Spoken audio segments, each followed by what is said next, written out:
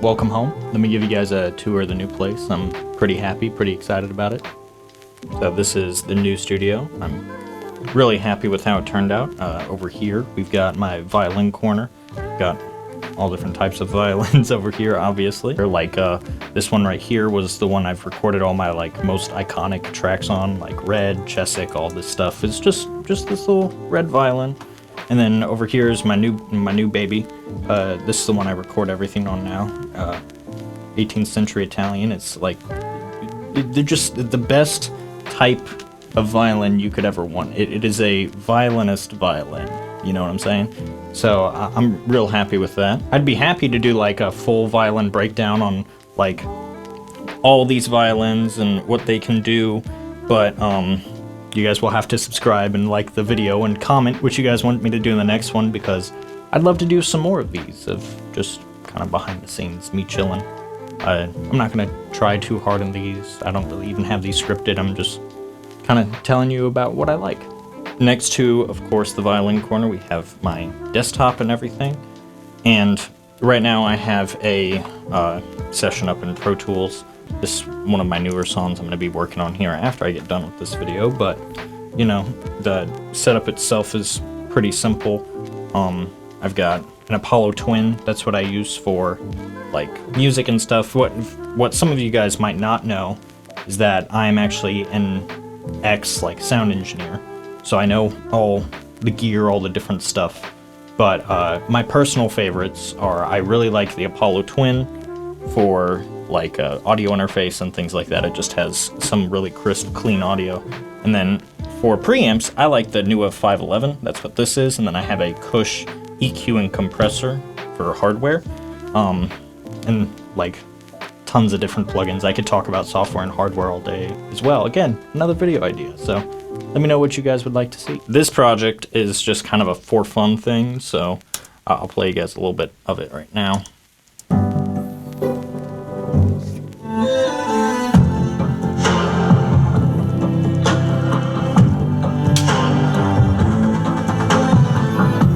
Yeah, that one's gonna be fun. Then next to my desk and my computer and everything is this giant curtain. Now this is actually my new favorite upgrade to the studio. It is a full-on blue screen that I now use in a lot of my different like short skits and things like that. I really love creators like Jaden and not like Jaden Animations, Jaden Williams, that's his name, and and Daniel Thrasher. I love that they use green screens in their stuff, and it makes their stuff look very professional. It makes their storytelling just better, I think. So, you know, I really wanted to get one of my own, and I'm super happy with how it's come out, and you guys have seen it, like the Heaven and Hell skit that I just did. It is really weird to now go from, I used to shoot everything like in my studio apartment, to now I have a blue screen, so there's a lot more editing on the back end, but I like a challenge, and I'm really, really happy with how some of that is coming out. And of course, next to the blue screen, I have my Wall of Fame, and then just a bunch of things in the closet, miscellaneous things in here. Gear, you never know what you're gonna need, and like 2 broken violins. I'll probably end up destroying those in an album cover or something really cool. I don't know. Don't feel bad for them, they're completely broken. I could not give out one of these to one of you, so don't even ask. You know, I'm just really happy and super blessed that I now have a space like this where I can be as creative as I want. And for example, like I have all the lights set to my phone in here, so if I'm ready to use the blue screen, I turn everything up like that. If I turn everything off, I turn everything off. Like, it's pretty cool. I like it a lot. Again, super blessed to have this space in the first place, but you know, it reminds me a lot of when I first started this. I was just shooting it in my studio apartment, and now I'm almost to the point where I'm like, oh, we're talking about doing this like full time, which would be really, really cool. I've got a lot of things coming up, and I want to do more videos like this that are behind the scene, that are a lot more laid back, not scripted. I don't have to do the whole YouTuber voice thing.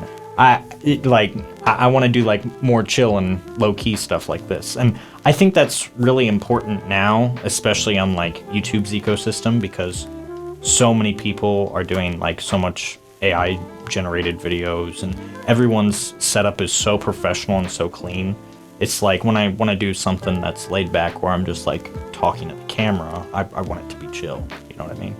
So I hope you guys like this format.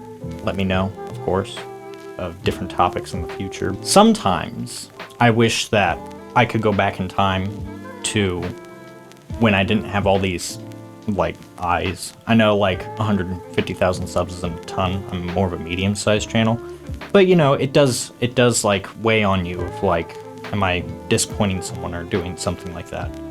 And especially when it comes to music and like my content and things like that, sometimes I wish I could go back and be like, oh, enjoy what you had back then. Enjoy that you're just operating out of your bedroom. You don't have all these toys.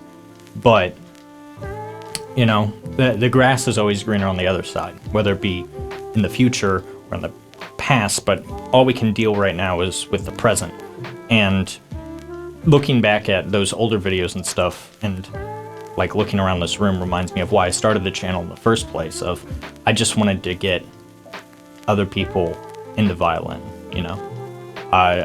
I think it's a wonderful instrument, and I think that we need people who introduce the violin to people in a very casual, fun way.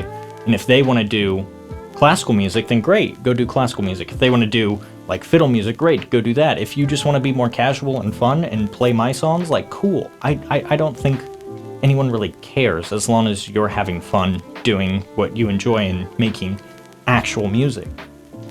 But, you know, that's why I started this channel in the first place, is because I didn't think there was somebody who was genuinely there for the little guy and trying their best to be like, hey, there is still fun in this. You know what I mean? Like, my music and stuff is an extension of that, where I want to write songs and stories that are very simple, that people can understand, have some depth to them, of course, but like the colors thing, that was just such a random idea, and it resonates with people because it's creative, it's different, but people can understand like what a music invokes in them. And I think like first you listen to my Colors album, and then you're gonna go listen to Holt's Planets, and then you're gonna be like, oh my gosh, I understand the planets now, they're just like the colors thing. And then from Holt's Planets you're gonna go listen to Beethoven, and then from Beethoven you're gonna go to Tchaikovsky. And it's like, you know, that's what I want to do, you know what I mean? It's like I want to teach people to understand like how to tell stories through music without lyrics, even if that means I have to throw a little bit of lyrics in there, like She's the One. It was really fun to do, you know? I liked doing the lyrics, I liked singing the stuff because, you know, it was for my future wife and it was very emotional for me. But like, there has to be a balance of how can I tell a story that's deep and complex but can be understood by the layman, or be understood by people who are new to violin or aren't 100% into it yet. So, and if you love it and you're a big violinist in the first place, then I'll put stuff in there that is for you, like Chesick when I'm doing like left-hand pizzicato, extremely like difficult technical thing. But the violinists love it, but normal people are like, it sounds normal to me. You know, you have to try and please both people, and I think that's one of the hard part about being a creator. Again, that it's like a dichotomy. You have to please new people enough and be lay enough to do that, but also please the die-hard like violinists, and that's always been it. To me, the best answer to that like issue is just be yourself. You know, if you try to please everyone, you end up pleasing no one. And I think that all people today need to kind of think about that in general, of if you see an issue, you know, if you see a problem in the world, instead of saying, oh, I wish someone would go do something to fix that problem, you look at the problem and say, here I am, send me.